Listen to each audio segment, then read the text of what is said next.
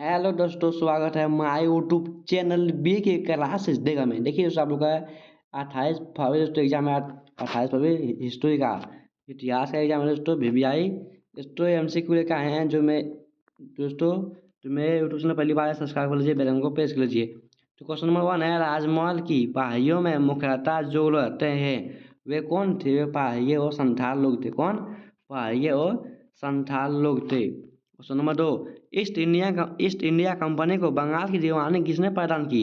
शाह आलम द्वितीय ने की थी। क्वेश्चन नंबर 3, लैट वायु व्यवस्था में भूमि का स्वामी कौन था? तो किसान था। क्वेश्चन नंबर 4, फ्रांसीसी बुकान के विवरणों से किस जनजाति के बारे में पता चलता है?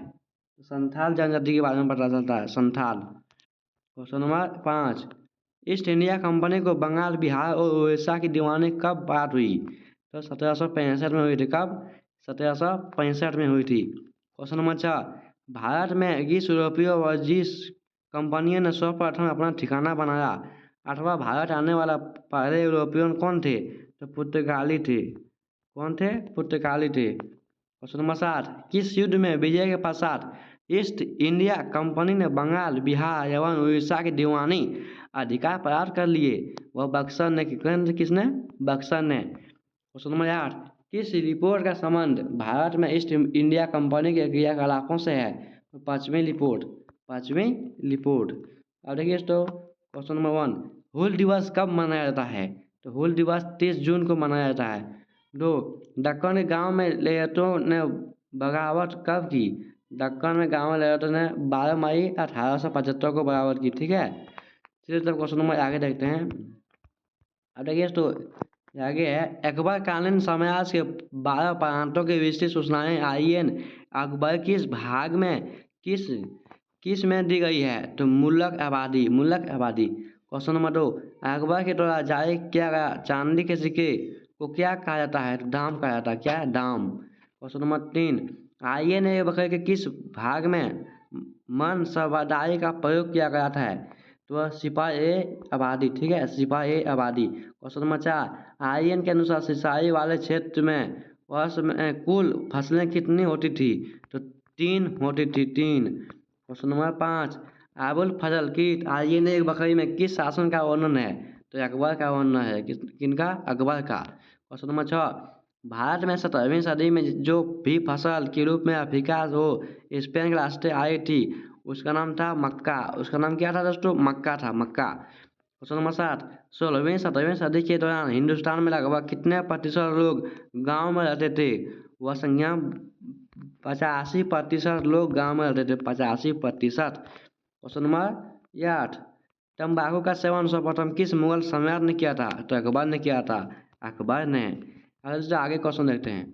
अब क्वेश्चन नंबर 1 देखिए फिर से, तो विजयनगर का अपने सपना से लेकर पतन तक किस राज के साथ संघर्ष चलता रहा है? तो बहमनी राज से। किसे? बहमनी राज से। क्वेश्चन नंबर 2, किस देवराय के दरबार में तेनालीराम किस पद पर थे? तो परम सरदत्ता के पद पर। क्वेश्चन नंबर 3, विजयनगर साम्राज्य की स्थापना की गई थी वह 14वीं शताब्दी में की गई थी। कब? 14वीं शताब्दी में दोस्तों विजयनगर साम्राज्य की स्थापना की गई थी, वो हरियर और बुकाना की थी। क्वेश्चन नंबर 5, हम्पी के भवनवेश एवं अभियंता तथा प्राइवेट कानीन मैकेनी द्वारा प्रकाश में लाए गए थे वो 1800 ईस्वी में लाए गए थे। कब? 1800 ईसा में लाए गए थे। क्वेश्चन नंबर 5, विजयनगर और बहमनी सल्तनत के बीच कौन सा केंद्र झगड़ा का वजह था? तो राजसूय। क्वेश्चन नंबर 6, विजयनगर का दक्षिण के किस राज्य से संघर्ष चलता रहा? तो बहमनी का। क्वेश्चन नंबर 7, विजयनगर समाज द्वारा असैनिक और सैनिक सेवा के लिए जाने वाला भूमिदान कराता था? तो अमलम कराता था। क्या? अमलम। क्वेश्चन नंबर 8, इटली के नोकोली कॉन्टी ने किस वर्ष विजयनगर की हत्या की थी? तो 1420 में की गई थी। क्वेश्चन नंबर 9, 1565 ईस्वी में कौन सा प्रसिद्ध युद्ध हुआ था? तो टाली कोटा का युद्ध हुआ था। टाली कोटा का युद्ध 1565 में हुआ था। क्वेश्चन नंबर 10, विजयनगर के महान साम्राज्य के अवशेष कहाँ पाए जाते हैं? तो हम्पी में पाए जाते थे। क्वेश्चन 11, किस काल के प्रशासन में अंगर व्यवस्था प्रचलित थी? तो विजयनगर काल में। क्वेश्चन नंबर 12, बहमनी समाज की स्थापना कब हुई? तो 1347 ईस्वी में हुई थी। 1347 ईस्वी में बहमनी साम्राज्य की स्थापना हुई थी 1347 ईस्वी में। क्वेश्चन नंबर 13, विजयनगर के किस शासक ने मुस्लिमों को सेना में शामिल किया था? तो देवराय को शामिल किया था। क्वेश्चन नंबर 14, महानवी डिब्बा किस साम्राज्य से संबंधित है? तो विजयनगर साम्राज्य से संबंधित है। किससे? विजयनगर साम्राज्य से संबंधित है महानवी डिब्बा। क्वेश्चन नंबर 15, गोपुरम क्या है? तो मंदिर के 4 दीवारों का मुख्य द्वार, ठीक है, उसी को गोपुरम कहा जाता है। आप सोचते आगे क्वेश्चन नंबर फिर से एक से देखिए, किस काल में प्रशासन में नारंग व्यवस्था एवं आरंगन व्यवस्था प्रचलित थी? तो विजयनगर काल में। क्वेश्चन नंबर 2, 13वीं शताब्दी में एक नवीन तत्व के रूप में जो इस्लाम धर्मावलंबी की बड़ी संख्या में आए थे वे कौन थे? वो तुर्की थे। कौन? तुर्की थे। क्वेश्चन नंबर 3, 10वीं शताब्दी तक जितने अलवा संतों की रचनाएं का संकलन किया गया था उनकी संख्या थी? तो उसकी संख्या 12 थी। कितने? 12 थी। क्वेश्चन नंबर 4, इस्लाम का उदय किस शताब्दी से हुआ था? तो 7वीं शताब्दी से। 7वीं शताब्दी से इस्लाम का उदय हुआ। क्वेश्चन नंबर 5, भक्ति आंदोलन को दक्षिण भारत से उत्तर भारत कौन लाया था? तो रामानंदन लाया था। किसने? रामानंदन ने लाया था। क्वेश्चन नंबर 6, ख्वाजा मुइनुद्दीन चिश्ती साहब के अजमेर स्थित दरगाह पर सर्वप्रथम कौन सा सुल्तान गया? मोहम्मद बिन तुगलक, ठीक है, मोहम्मद बिन तुगलक। क्वेश्चन नंबर 7, एलवा और नैना किन भाषाओं में गाया करते थे? तो वह तमिल भाषा। कौन भाषा? तमिल भाषा दोस्तों एलवा और नैना गाया करते थे, तमिल भाषा का। क्वेश्चन नंबर, या देखिए, विजयक में किसका उपदेश संगीत है? तो कबीर का है। क्वेश्चन नंबर 9, निजामुद्दीन औलिया किस सूफी सिलसिले से संबंधित है? तो चिश्ती थे। किससे? चिश्ती, ठीक है। क्वेश्चन नंबर 10, भक्ति आंदोलन को दक्षिण भारत से उत्तर भारत में लाने वाले संत कौन थे? तो दोस्तों रामानंदन थे। कौन थे? रामानंदन थे। क्वेश्चन नंबर 11 देखिए, किस सूफी संत ने कहा था दिल्ली अभी दूर है? निजामुद्दीन औलिया ने कहा था दोस्तों दिल्ली अभी दूर है। निजामुद्दीन औलिया ने कहा था। आगे का क्वेश्चन क्या है? तो क्वेश्चन नंबर फिर से 1 देखिए, इब्न बतूता किस सुल्तान के शासनकाल में भारत आया था? तो तुगलक शासनकाल में भारत आया था। क्वेश्चन नंबर 2, फ्रैंकस बनिया कहाँ से आया था? तो फ्रांस से आया था। कहाँ से? फ्रांस से। क्वेश्चन नंबर 3, जैसे घोंसले की पक्षी छोड़ता है उसी तरह किस यात्री ने यात्रा पर जाने हेतु घर को छोड़ दिया? तो इब्न बतूता ने छोड़ा था। Ibn Battuta. Question number 4, Bharat में सर्वप्रथम कौन विदेशी यात्री भारत आया था? तो फारहान आया था। कौन आया था? फारहान आया था। क्वेश्चन नंबर 5, भारतीय अध्ययन संबंधित बाधाओं का वर्णन किस विदेशी यात्री ने किया है? तो अल-बरूनी ने किया था। अल-बरूनी ने। क्वेश्चन नंबर 4, अल-बरूनी का भारत में भ्रमण काल क्या था? तो 1224 से 1239 तक, ठीक है, 1224 से 1239 तक। और अब देखिए आगे क्या है। अब क्वेश्चन नंबर 1 देखिए, जैन समुदाय में प्रथम विभाजन के स्वयंवर संपादक के संस्थापक कौन थे? स्थलभद्र थे। स्थलभद्र, ठीक है, स्थूलभद्र। क्वेश्चन नंबर 2, कुंडल वन कश्मीर में सठुट बोर्ड संगीत किस शासक के काल में हुई? तो कनिष्क के शासक काल में। कनिष्क।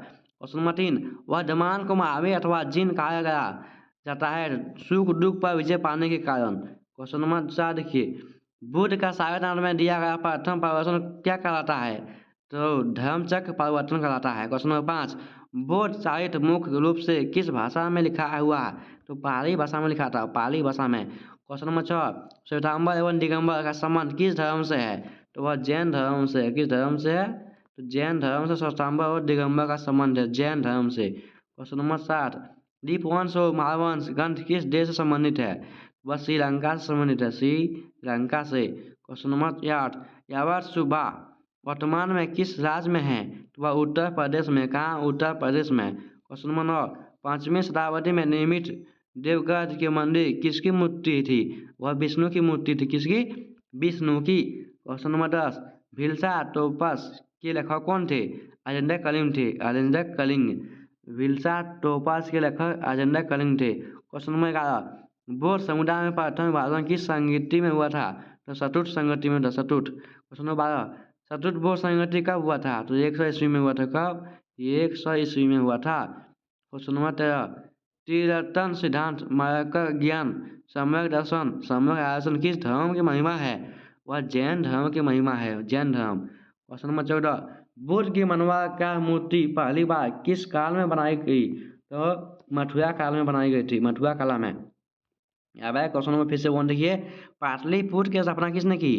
तो उदयन ने की थी, उदयन ने, ठीक है। पाटलिपुत्र की स्थापना उदयन ने की थी। क्वेश्चन नंबर 2, गंधार महाजनपद की राजधानी कहाँ थी? तो तक्षशिला थी। क्वेश्चन नंबर 3, अशोक की कालिंग विजय का उल्लेख किसमें सम्मिलित है? तो वह 13वें अभिलेख में सम्मिलित है, 13वें अभिलेख में। क्वेश्चन नंबर 4, भारतीय इतिहास का कौन सा काल स्वर्ण काल के नाम से जाना जाता है? वह गुप्त काल दोस्तों, गुप्त काल।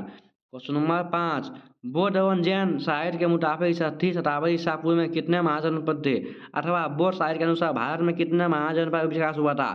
तो 16 महाजनपद का विकास हुआ, 16 महाजनपद का, ठीक है। क्वेश्चन नंबर 6, अपने स्वयं खर्चे से सुदर्शन झील की मरम्मत किसने कराई थी? तो लुट दामन ने कराई थी। क्वेश्चन नंबर 7, किसने सबसे पहले भारत में स्वर्ण सिक्के किए? तो कुषाणों ने किए थे, वो इंडो ग्रीक ने किए थे। क्वेश्चन नंबर 8, मूल काल का प्रसिद्ध ईरानी विदेशी यात्री कौन था? तो मेगास्थनीज था, मेगास्थनीज ने तो इंडिका की रचना की थी, ठीक है। क्वेश्चन नंबर 9, गुप्त काल का विवरण किस पुराण से प्राप्त हुआ होता है? तो आयु पुराण से। क्वेश्चन नंबर 10, मूल समय में प्रचलित मुद्रा का क्या नाम था? तो क्या था? पन था, पन, पन था, पन, ठीक है। क्वेश्चन नंबर 11 देखिए, विश्व का प्रथम लोकतांत्रिक व्यवस्था किस महाजनपद में मिलती है? तो लिच्छवी महाजनपद में, ठीक है, लिच्छवी महाजनपद में मिलती है। क्वेश्चन नंबर 12, प्राचीन काल में सुदर्शन झील किस राज्य में था? तो वह गुजरात में था, ठीक है, गुजरात में। क्वेश्चन नंबर 13, बुद्ध के वचन का नाम क्या था? सिद्धार्थ था। क्वेश्चन नंबर 14, प्रियदर्शी या प्रियदर्शी किस शासक को कहा गया है? तो अशोक को कहा गया था, अशोक। क्वेश्चन नंबर 15, 16 महाजनपद में सबसे शक्तिशाली महाजनपद कौन था? तो मगध था, मगध। क्वेश्चन नंबर 16, चंद्रगुप्त मौर्य ने सिलिकॉस को कब पराजित किया? तो 305 ईसा पूर्व में, ठीक है दोस्तों, मतलब 305 बीसी में किया था। बीसी मतलब दोस्तों ईसा पूर्व, 305 ईसा पूर्व में दोस्तों सिलिकॉस को पराजित कर दिया था चंद्रगुप्त मौर्य ने। क्वेश्चन नंबर 17, भारत में सर्वप्रथम सोने के सिक्के जारी करने वाला शासक कौन थे? तो हिंद ईरानी थे, ठीक है दोस्तों, हिंद ईरानी थे। क्वेश्चन नंबर 18, 187 ईसा पूर्व में अंतिम मौर्य सम्राट विदर्थ का वध किसने किया था? तो पुष्यमित्र शुंग ने किया था, ठीक है, पुष्यमित्र शुंग ने किया था। क्वेश्चन नंबर 19, अरबों ने सिंध पर कब विजय प्राप्त किया? तो 712 ईस्वी में किया था, ठीक है, 712 ईस्वी में दोस्तों अरबों ने सिंध पर विजय प्राप्त किया था। यहाँ पे दोस्तों यहाँ पे क्वेश्चन नंबर देखिए, सिंध सभ्यता से संबंधित स्थल संयुगों की सर्वप्रथम खोज किसने किया था? एन.जी. मजूमदार ने किया था। क्वेश्चन नंबर 3, सिंधु घाटी की सभ्यता समकालीन किसे मानी जाती है? तो मेसोपोटामिया सभ्यता को। क्वेश्चन नंबर 4, हड़प्पा सभ्यता भारत के किस भाग में विकसित हुई थी? तो पश्चिमी उत्तर में होती थी, पश्चिमी उत्तर में। क्वेश्चन नंबर 5, मोहनजोदड़ो किस नदी किनारे स्थित है? तो मोहनजोदड़ो सिंधु नदी किनारे स्थित है। और मोहनजोदड़ो की खोज लाखन पंडित ने किया था 1922 ईस्वी में। Question number 6, sir John Marshall कौन थे? तो वह पुरातत्वविद्ता थे। क्वेश्चन नंबर 7, डाकिया रानी गोडीवाला का अवशेष किस नगर से प्राप्त हुआ? तो लोथल से प्राप्त हुआ था। क्वेश्चन नंबर 8, हड़प्पा सभ्यता के संपूर्ण क्षेत्र का आकार किस प्रकार था? तो त्रिभुजाकार था, त्रिभुजाकार। क्वेश्चन नंबर 9, सिंधु घाटी क्षेत्र के लोग भोजन को मीठा बनाने के लिए किसका प्रयोग करते थे? तो शहद का करते थे, शहद का प्रयोग। क्वेश्चन नंबर 10, हड़प्पाई लोग नीला राजवन मणि कहाँ से प्राप्त करते थे? तो छोटू घाई से करते थे। क्वेश्चन नंबर 11, सुमेर से प्राप्त अभिलेख के अनुसार नाविकों का देश किसे कहा जाता है? तो मेलुआ को कहा जाता है, मेलुआ। क्वेश्चन नंबर 12, मोहनजोदड़ो से प्राप्त मुख्य नाली का आकार कितना था? तो 12 इंच गहरा और 9 इंच चौड़ा था। क्वेश्चन नंबर 13, सिंधु सभ्यता का कौन सा स्थल मृतकों के टीला के विखाई था? तो मोहनजोदड़ो, मोहनजोदड़ो। क्वेश्चन नंबर 14, सिंधु घाटी सभ्यता में नेतृत्व करते हुए लड़की की मूर्ति किस स्थान से प्राप्त हुई? तो मोहनजोदड़ो से प्राप्त हुई थी। क्वेश्चन नंबर 15, हड़प्पा और मोहनजोदड़ो के बीच कितनी किलोमीटर दूरी थी? तो 683 किलोमीटर दूरी थी। क्वेश्चन नंबर 16, सिंधु घाटी सभ्यता में विशाल समुदाय के अवशेष कहाँ मिले हैं? तो मोहनजोदड़ो में मिले हैं। धौलाविहार की खोज कब किसने की थी? तो जे.पी. जोशी ने की थी। फिर आप लोग का हिस्ट्री का जितना चैप्टर का क्वेश्चन आंसर है दोस्तों सब कंप्लीट कर रही हैं। ये ऐसे वीडियो दोस्तों आप लोग का प्रैक्टिकल आएगा दोस्तों। मेरे यूट्यूब चैनल सब्सक्राइब कर लीजिए, बेल आइकन को प्रेस कर लीजिए, वीडियो को कमेंट कीजिए, शेयर कीजिए।